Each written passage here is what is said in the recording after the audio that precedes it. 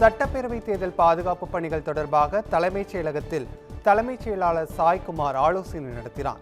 இந்த ஆலோசனையில் டிஜிபி சந்தீப் ராய் ரத்தோர், சென்னை காவல் ஆணையர், தேர்தல் ஒருங்கிணைப்பு அதிகாரிகள் ஆலோசனையில் பங்கேற்றனர்.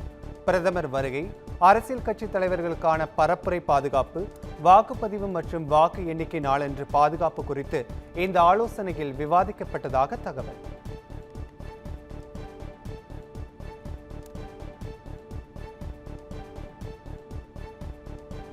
திருப்பூரில் 14ஆம் தேதி தவேக தலைவர் விஜய் பிரச்சாரத்திற்கு போலீசார் அனுமதி அளித்துள்ளனர். தமிழ்நாடு சட்டப்பேரவை தேர்தலையொட்டி தமிழக வெற்றிக் கழகத்தின் தலைவர் விஜய் பல்வேறு மாவட்டங்களுக்கு சென்று சாலை வளம் மற்றும் பிரச்சாரத்தில் ஈடுபட்டு வருகிறார். இந்நிலையில் தமிழ் புத்தாண்டு விடுமுறை நாளில் திருப்பூர் மாவட்டத்தில் விஜயின் சாலை வளம் மற்றும் பிரச்சாரத்திற்கு அனுமதி அளிக்கப்பட்டுள்ளது. திருப்பூரில் போட்டியிடும் வேட்பாளர்களை ஆதரித்து 14ஆம் தேதி மாலை பெருமாநல்லூர் நால்ரோடு பகுதியில் விஜய் பிரச்சாரம் மேற்கொள்ள உள்ளார். இதனைத் தொடர்ந்து அவினாசி புதிய பேருந்து நிலையம் வரை விஜய் சாலை வலமாக செல்ல உள்ளார்.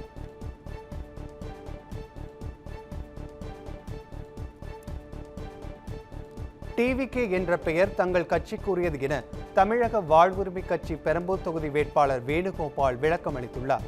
தமிழக வாழ்வுரிமை கட்சி வேட்பாளர் வேணுகோபால் தங்கள் பெயரை தவறாக பயன்படுத்துகிறார் என தவேக சார்பில் பெரம்பூர் தொகுதி தேர்தல் நடத்தும் அதிகாரியிடம் புகார் அளிக்கப்பட்டது. இதுகுறித்து விளக்கம் அளிக்க வந்த தமிழக வாழ்வுரிமை கட்சி வேட்பாளர் வேணுகோபால் செய்தியாளர்களிடம் பேசினார். அப்போது டிவிகே என்ற பெயர் தங்கள் கட்சிக்கு சொந்தம் என்றும் இது குறித்து தவேக கட்சி தொடங்கிய போது தேர்தல் ஆணையத்திற்கு புகார் அளிக்கப்பட்டதாகவும் தெரிவித்தார்.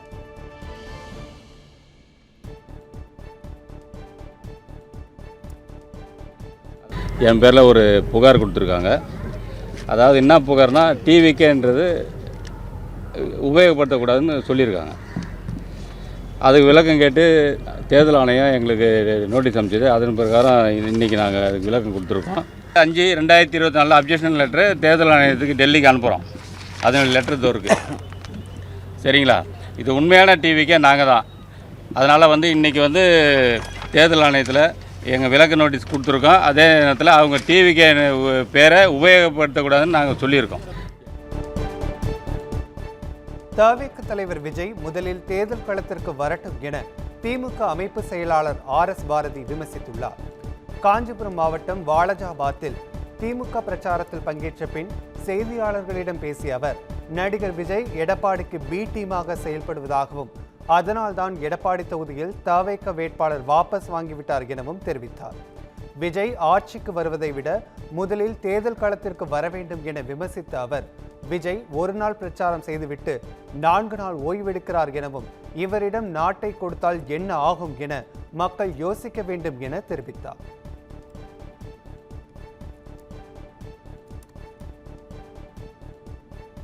சென்னையில் அமைச்சர் சேகர்பாபு மகன்கள் நடத்தும் நிறுவனம் உள்ளிட்ட 5 இடங்களில் வருமான வரித்துறை அதிகாரிகள் சோதனை நடத்தி வருகின்றனர்.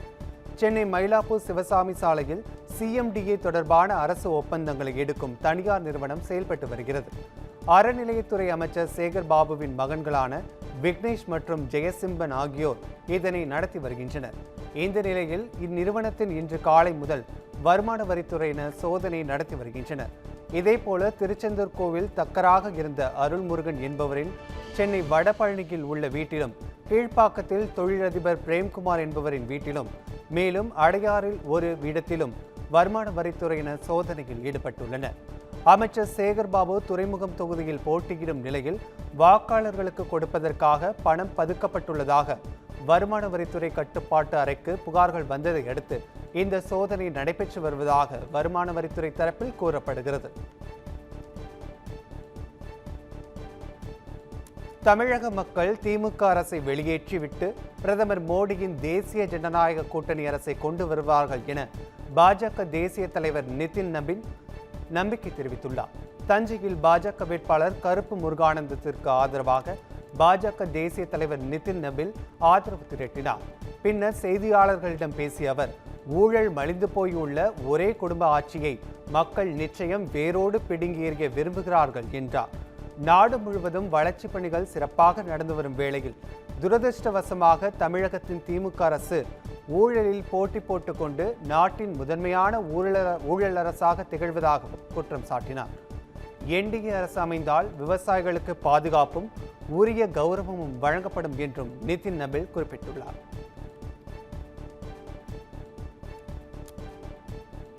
கூட்டணியில் உள்ள கட்சிக்கு துரோகம் இழைப்பதுதான் பாரதிய ஜனதாவின் அரசியல் பண்பு என விசிக தலைவர் திருமாவளவன் விமர்சித்துள்ளார்.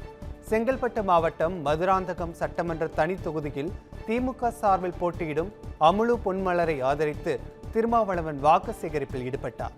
அப்போது வாக்கு எண்ணிக்கையின் போது விசிகாவின் வாக்குகள் கொத்து கொத்தாக உதயசூரியனுக்கு இருக்க வேண்டும் என்பதை நிரூபித்து வெற்றி பெற செய்ய வேண்டும் என கேட்டுக்கொண்டார். தொடர்ந்து அதிமுக ஆட்சிக்கு வந்தால் எடப்பாடி பழனிசாமியால் 2 மாதங்கள் கூட முதலமைச்சராக இருக்க முடியாது எனவும் கூட்டணியில் இருக்கின்ற கட்சிகளுக்கு துரோகம் இழைப்பதுதான் பாஜகவின் அரசியல் பண்பு என விமர்சித்தார். தொடர்ந்து தேர்தலுக்கு முன்பு ஒரு முகம், தேர்தலுக்கு பின்பு ஒரு முகம் என பாஜகவிற்கு 2 முகங்கள் உள்ளதாகவும் அவர் கூறினார். ஆகவே அதிமுகவுக்கு நீங்க போற ஒவ்வொரு ஓட்டம் பிஜேபிக்கு போறதா போய் முடியும், அது சொல்லணும். தப்பித்தவரை அதிமுக ஆட்சிக்கு வந்தால் எடப்பாடி பழனிசாமியை தப்பித்தவரை ஆட்சிக்கு வந்தால் எடப்பாடி பழனிசாமி 2 மாசம் கூட முதலமைச்சர் நாற்காலியில் உட்கார விட மாட்டாங்க. பிஜேபிக்காரன் ஆட்டத்தை கலைச்சி ஆடுவாங்க. எலெக்ஷனுக்கு முன்னால ஒரு ஆட்டம், எலெக்ஷனுக்கு பின்னால ஒரு ஆட்டம். இதுதான் மற்ற மாநிலங்களில் பிஜேபி செய்து கொண்டிருக்கிற அரசியல். பான்பராக், சிகரெட், குண்டூசி, செருப்பு விற்பவர்கள் மற்றும் சாராயம் காய்ச்சுபவர்கள் யாரும் கடனாளி ஆகாத நிலையில் சோறு போடும் விவசாயியை கடனாளி ஆக்குவது யார் என நாம் தமிழர் கட்சி தலைமை ஒருங்கிணைப்பாளர் சீமான் கேள்வி எழுப்பியுள்ளார். திண்டுக்கல் மாவட்டம் நத்தம் தொகுதி நாம் தமிழர் கட்சி வேட்பாளர் அழகம்மாளை ஆதரித்து சீமான் வாகன பரப்புரையில் ஈடுபட்டார். அப்போது பேசிய அவர், விவசாய கடனை தள்ளுபடி செய்வதை விட கடனாளி ஆக்காமல் பார்த்துக் கொள்வதே ஆள்வோரின் பணி என்றார். அரசு 10.5 லட்சம் கோடி கடன் வைத்துள்ளதாகவும் வட்டி மற்றும் 1 லட்சம் கோடிக்கு மேல் கட்டுவதாக கூறிய அவர், நாட்டின் பட்ஜெட்டே 3 லட்சம் கோடி ரூபாய் தான் என குறிப்பிட்டார். குடிக்கிற மக்கள் கொடுக்கிற காசில்தான் அரசு நடப்பதாகவும் சீமான் சாடினார். ஒரு வீட்டில் தகப்பனே தலைவனே கடன் வச்சுட்டு போக கூடாதுன்னா, நாட்டில் நம்மளை ஆண்டவங்க 10.5 லட்சம் கோடி கடன் வச்சிருக்காங்க. 10,71,000 கோடி கடன், வட்டி 1 லட்சம் கோடிக்கு மேல கட்டுறாங்க. நாட்டின் பட்ஜெட் 3 லட்சம் கோடி தான். இதுல வட்டியே 1 லட்சம் கோடிக்கு மேல கட்டிட்டா வாத்தியாருக்கு சம்பளம் கொடுக்க முடியல, டாக்டருக்கு சம்பளம் கொடுக்க முடியல, நர்ஸுக்கு கொடுக்க முடியல, போக்குவரத்து தொழிலாளி கொடுக்க முடியல, எதுக்கும் கொடுக்க முடியல. எதை வச்சு கொடுக்குது? சாராயம் வித்து 50,000 கோடியில வச்சு வண்டி ஓட்டிக்கிட்டு இருக்கு. எப்படி இருக்கு? சாராய கடை மூடு, கதை முடிஞ்சிடும். புரியுத? ஒரு படம் வந்துச்சு, டாஸ்மார்க்னே படத்துக்கு பேரு. அதுல அவன் சொல்லுவான், மச்சான் குடிச்சா நம்ம தான் தள்ளாடுவோம், நம்ம குடிக்கல கவர்மெண்டே தள்ளாடி இருப்பான். அதான் உண்மை. இது குடியரசு. நீ சொல்லு, நம்ம நாடு ரிபப்ளிக் கண்ட்ரி, குடியரசு. ஏன் குடியரசு சொல்லு? குடிக்கிற மக்கள் கொடுக்கிற காசில் நடக்கிற அரசு, அதனால குடியரசு. எப்படி? சென்னையில் நடிகை த்ரிஷா வீட்டுக்கு வெடிகுண்டு மிரட்டல் விடுக்கப்பட்டதால் பரபரப்பு ஏற்பட்டது. இந்தியா முழுவதும் பல்வேறு முக்கிய அரசியல் தலைவர்கள், பிரபலங்கள் உள்ளிட்டோர் வீடுகளுக்கு வெடிகுண்டு மிரட்டல் விடுக்கப்படுவது தொடர்கதையாகி வருகிறது. கடந்த 11ஆம் தேதி நடிகர்கள் ரஜினிகாந்த், தனுஷ் ஆகியோர் வீடுகளில் வெடிகுண்டு உள்ளதாக சென்னை டிஜிபி அலுவலகத்திற்கு மின்னஞ்சல் கிடைத்தது. இந்நிலையில் தேனாம்பேட்டையில் உள்ள நடிகை த்ரிஷா வீடு மற்றும் பங்களாதேஷ் துணை தூதரகத்திற்கு வெடிகுண்டு மிரட்டல் விடுக்கப்பட்டது. தேனாம்பேட்டை போலீசார் வெடிகுண்டு நிபுணர் மற்றும் மோப்பனாய் உதவியுடன் சோதனை மேற்கொண்டுள்ளது தகவல் புரளி என்பது தெரியவந்தது.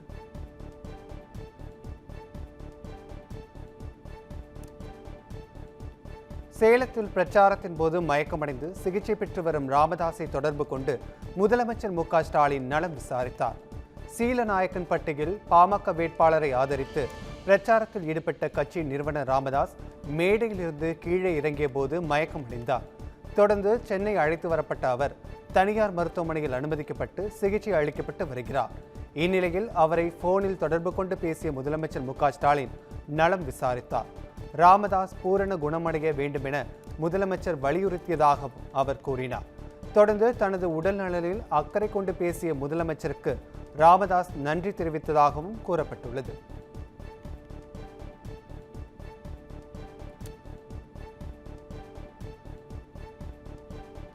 தூத்துக்குடி மாவட்டம் எட்டயபுரம் அருகே நின்று கொண்டிருந்த லாரி மீது கார் மோதிய விபத்தில் 2 பெண்கள் உள்பட 4 பேர் உயிரிழந்த சம்பவம் சோகத்தை ஏற்படுத்தியுள்ளது. சென்னை கொளத்தூர் பகுதியைச் சேர்ந்தவர் பாஸ்கரன். இவர் தனது குடும்பத்தினருடன் ஒரு காரில் திருச்செந்தூர் முருகன் கோவிலுக்கு சென்றுவிட்டு ஊருக்கு திரும்பியுள்ளார். காரை பழனி என்பவர் ஓட்டி வந்த நிலையில் எட்டயபுரம் அருகே உள்ள கோட்டூர் விளக்கு பகுதியில் தனியார் நூற்பாலை அருகே நின்று கொண்டிருந்த லாரி மீது கார் அதிவேகமாக மோதி விபத்துக்குள்ளானது. இதில் கார் ஓட்டுநர் பழனி, காரில் வந்த பாஸ்கரன், வனிதா, வசந்தி ஆகியோர் சம்பவ இடத்திலேயே உயிரிழந்தனர். பாஸ்கரனின் குழந்தைகள் சந்தியா, பிரதீப்குமார் ஆகியோர் பலத்த காயங்களுடன் மீட்கப்பட்டு தூத்துக்குடி அரசு மருத்துவக் கல்லூரி மருத்துவமனையில் அனுமதிக்கப்பட்டனர். விபத்து குறித்து எட்டயபுரம் போலீசார் வழக்கு பதிவு செய்து விசாரணை நடத்தி வருகின்றனர்.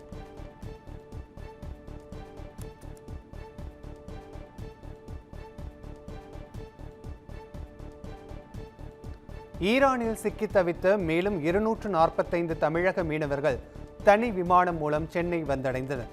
ஈரான், அமெரிக்கா, இஸ்ரேல் போர் காரணமாக ஈரான் நாட்டில் தங்கி மீன்பிடி தொழிலில் ஈடுபட்டு வரும் இந்திய மீனவர்கள் இந்தியா திரும்ப முயன்று வருகின்றனர். ஈரானில் விமான போக்குவரத்து நிறுத்தப்பட்டுள்ளதால் இந்திய மீனவர்கள் தாயகம் திரும்புவதில் சிக்கல் நீடித்தது. இந்திய அரசு மேற்கொண்ட நடவடிக்கையை தொடர்ந்து கடந்த 4ஆம் தேதி 345 மீனவர்கள் அர்மீனியா வழியாக இந்தியா அழைத்து வரப்பட்டனர். இந்த நிலையில் 2ஆம் கட்டமாக தனி விமானம் மூலம் அர்மீனியா நாட்டிலிருந்து தமிழ்நாட்டை சேர்ந்த 245 மீனவர்கள் சென்னை அழைத்து வரப்பட்டனர். சென்னை விமான நிலையத்தில் ஒன்றிய அமைச்சர் பியூஷ் கோயல், அதிமுக முன்னாள் அமைச்சர் ஜெயக்குமார் ஆகியோர் அவர்களை வரவேற்ற நிலையில் தனி பேருந்துகள் மூலம் மீனவர்கள் சொந்த ஊருக்கு அனுப்பி வைக்கப்பட்டனர்.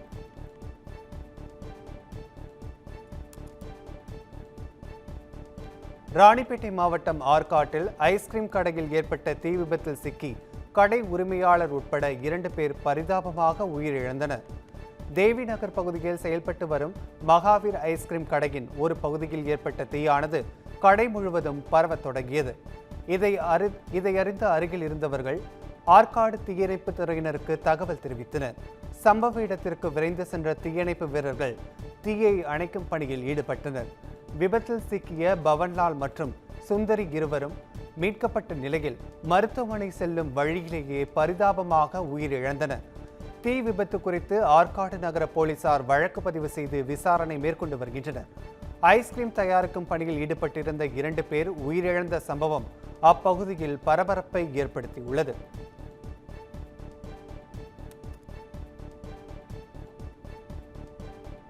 தமிழ்நாடு மற்றும் புதுச்சேரியில் வருகிற 21ஆம் தேதி முதல் 23ஆம் தேதி வரை மதுபான கடைகள் மூடப்படும் என அறிவிக்கப்பட்டுள்ளது.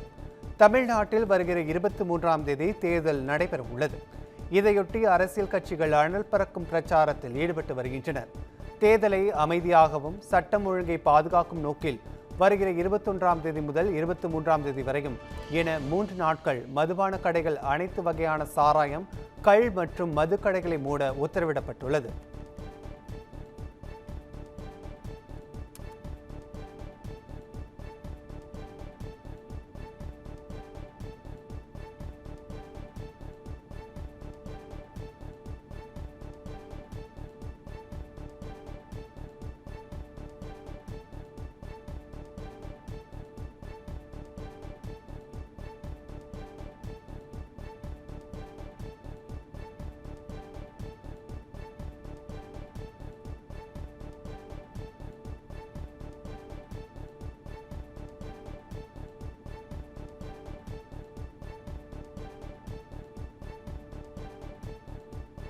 தமிழ்நாடு முழுவதும் வாக்காளர்களுக்கு பூத் ஸ்லிப் விநியோகம் செய்யும் பணி மும்முரமாக நடைபெற்று வருகிறது. ஏப்ரல் 23ஆம் தேதி நடைபெறும் சட்டப்பேரவை தேர்தலையொட்டி அரசியல் தலைவர்கள் தீவிர வாக்கு சேகரிப்பில் ஈடுபட்டுள்ளனர். இந்நிலையில் மாநிலம் முழுவதும் பூத் ஸ்லிப் எனப்படும் வாக்காளர் தகவல் சீட்டு விநியோகம் வீடு வீடாக தொடங்கப்பட்டுள்ளது. அதில் வரிசை எண் மற்றும் பாகம் எண் ஆகியவை வழக்கத்தை விட பெரிதாக அனைவரும் எளிதில் தெரிந்து கொள்ளும் வண்ணம் அச்சிடப்பட்டு உள்ளது. அதனுடன் QR கோட் குறியீடும் குறிக்கப்பட்டு உள்ளது. ஏப்ரல் 17ஆம் தேதிக்குள் தகுதி வாய்ந்த அனைத்து வாக்காளர்களுக்கும் இந்த பூத் ஸ்லிப் விநியோகிக்க தேர்தல் கமிஷன் நடவடிக்கையை தீவிரப்படுத்தியுள்ளது. வாக்காளர்களுக்கு வழங்கப்படும் இந்த பூத் ஸ்லிப்பை பயன்படுத்தி தேர்தலில் ஓட்டு போட முடியாது என்பது குறிப்பிடத்தக்கது. வாக்காளர் அடையாள அட்டைக்கு மாற்றாக ஆதார் உள்ளிட்ட 12 ஆவணங்களை பயன்படுத்தலாம் என கூறப்பட்டுள்ளது.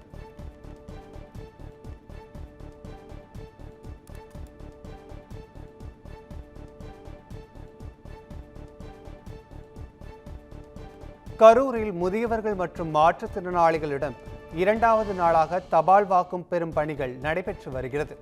தமிழக சட்டமன்ற தேர்தல் வரும் 23ஆம் தேதி ஒரே கட்டமாக நடைபெற உள்ள நிலையில் அதற்கான பல்வேறு முன்னேற்பாடு பணிகளை தேர்தல் ஆணையம் மேற்கொண்டு வருகிறது. அந்த வரிசையில் 85 வயதுக்கும் மேற்பட்ட மூத்த குடிமக்கள் மற்றும் மாற்றுத்திறனாளிகளுக்கு தபால் வாக்களிக்கும் வசதி செய்யப்பட்டுள்ளது. அதன்படி கரூர் மாவட்டத்தில் ஞாயிற்றுக்கிழமை முதல் வீடு வீடாக சென்று தபால் வாக்குகள் பெறப்பட்டு வருகின்றன. தபால் வாக்களிக்க 14ஆம் தேதியே கடைசி நாள் என தேர்தல் அதிகாரிகள் தெரிவித்துள்ளனர்.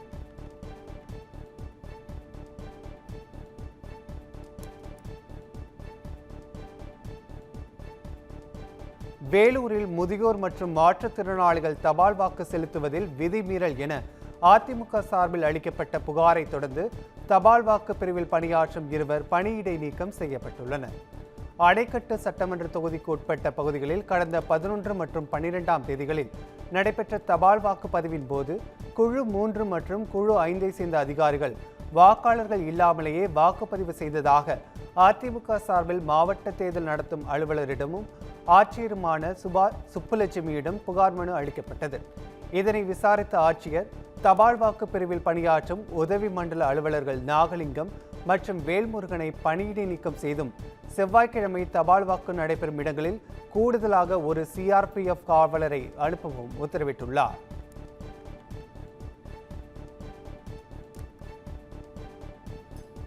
திருப்பத்தூர் மாவட்டம் மாம்பூர் அருகே 85 வயது முதியவருக்கு பதிலாக வேறொரு முதியவரிடம் தபால் ஓட்டிற்கு கையொப்பம் வாங்கிய தேர்தல் அலுவலர்கள் மீது உரிய நடவடிக்கை எடுக்க ஆட்சியர் உத்தரவிட்டுள்ளார். தமிழக சட்டமன்ற தேர்தலையொட்டி 85 வயதுக்கு மேற்பட்ட முதியவர்கள் மற்றும் மாற்றுத்திறனாளிகளுக்கான தபால் வாக்குப்பதிவு தொடங்கியது. இந்நிலையில் ஆம்பூர் சட்டமன்ற தொகுதிக்கு உட்பட்ட கதவாளம் பகுதியில் 85 வயது முதியவர் சின்ராஜ் என்பவரிடம் தபால் வாக்கு வாங்க அதிகாரிகள் சென்றனர். ஆனால் சின்ராஜ் என்ற பெயர் கொண்ட வேறொரு முதியவரிடம் அவர்கள் தபால் வாக்கினை வாங்கி சென்ற வீடியோ வெளியாகி சர்ச்சையை ஏற்படுத்தியது. இதையடுத்து தேர்தல் அதிகாரிகள் மீது உரிய நடவடிக்கை எடுக்க திருப்பத்தூர் மாவட்ட ஆட்சியரும் மாவட்ட தேர்தல் அலுவலருமான சிவசவுந்தரவள்ளி உத்தரவிட்டுள்ளார்.